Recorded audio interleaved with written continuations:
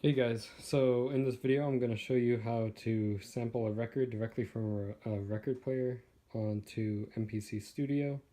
So all you're going to need is a record player, MPC Studio on laptop computer, a record, and one of these USB adapters.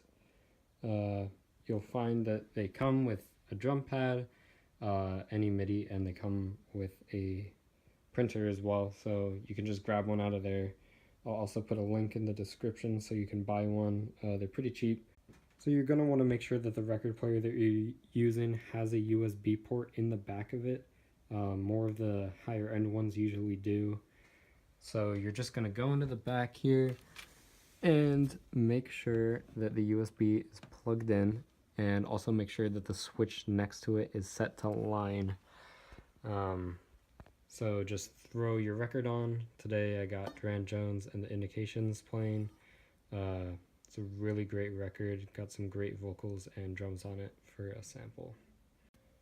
Make sure your USB is plugged into your laptop on this end. You do not need to have a drum pad connected while you're doing this.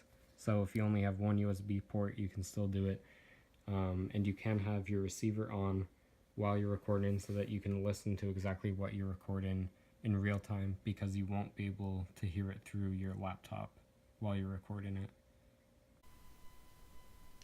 Back in MPC Studio, we're going to have to change the audio input so that we can get the sound from the record player instead of the default microphone that's currently in use. So go to MPC on the top left and click Preferences.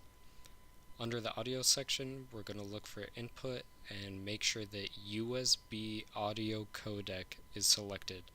This is the option we're going to use to get audio from the record player. So just press OK. And now we're going to go to the Sampler tab to record our audio.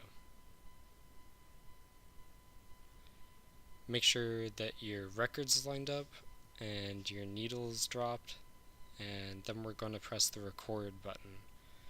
And after you hit record, there will be a start button that officially begins the recording.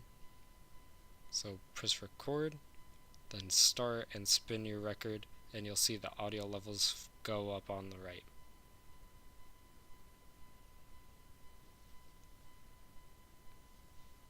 And over on the left side, you can adjust how long you want the sample to record for. I know that the default time is pretty short, so I like to make it long just so I can edit out later what I don't want.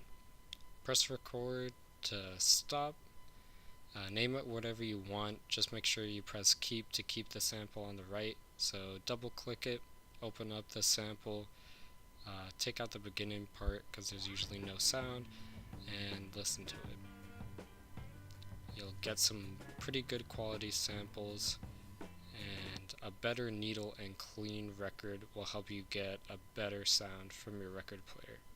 I hope this video was useful. If you have any questions, make sure to leave a comment down below, and I'd be down to help with anything. Thanks for watching.